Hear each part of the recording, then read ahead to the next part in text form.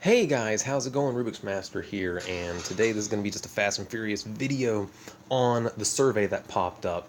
I just wanted to, first and foremost, let you guys know to please take this seriously. I mean, I'm sure a lot of you are, but if you're not familiar with like corporate settings or whatever, like you wouldn't realize that these surveys do actually make a difference. And the fact that they would post this survey in game instead of just asking for feedback on their Reddit page shows that they're really looking for something.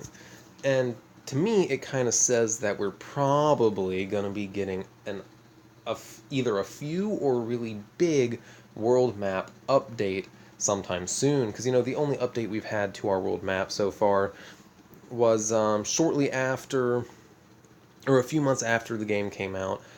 These world maps used to be like this section here. You would have had like one section up in the top right, top left, and then down at the bottom. They wouldn't be connected, and each one just had its own drop zone, insertion point. Each one had its own insertion point. So that's the only update we've gotten. It's about time we got some new stuff on here. Now, just to give you an example of what I think is a good way to write something on the survey is it asks for, good things and bad things. So one of the good things I put that I enjoyed was that the resource tiles, the deploy time was awesome. They're there for 2 hours, so it's anytime you hop in the game. If you play for about an hour or so, you're probably going to have resource tiles pop up that you can fight over.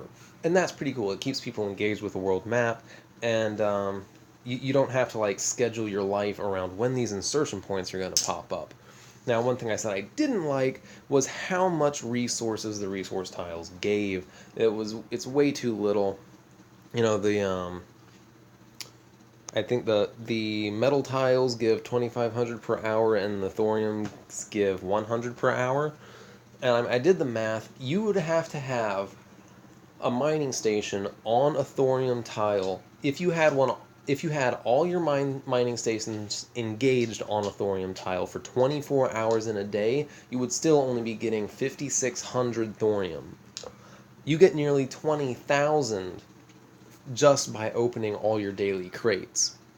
Seems like a pretty cruddy return to me, which is why I really don't even bother with thorium tiles. It's way too much pain in my butt, especially since I only log on 2 to 3 times a day.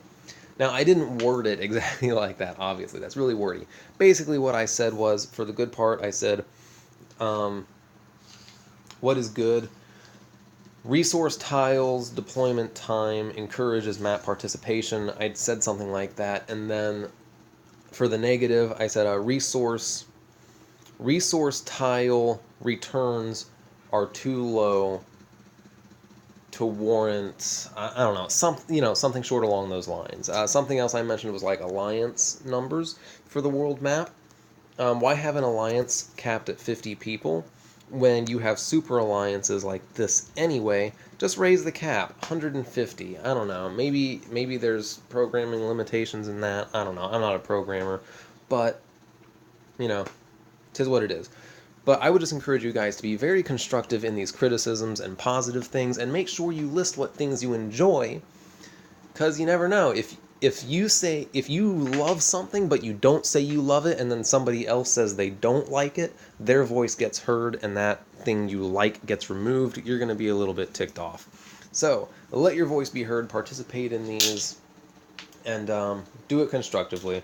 Don't just spout off and talk about a bunch of nonsense that you hate about the game and how it's balanced and you hate the units. Take the survey, use it what it's supposed to be used for, and talk about the world map and what you want to see in it. And hopefully, Kixeye will listen, and we'll get some sweet updates. But until then, y'all have an awesome day.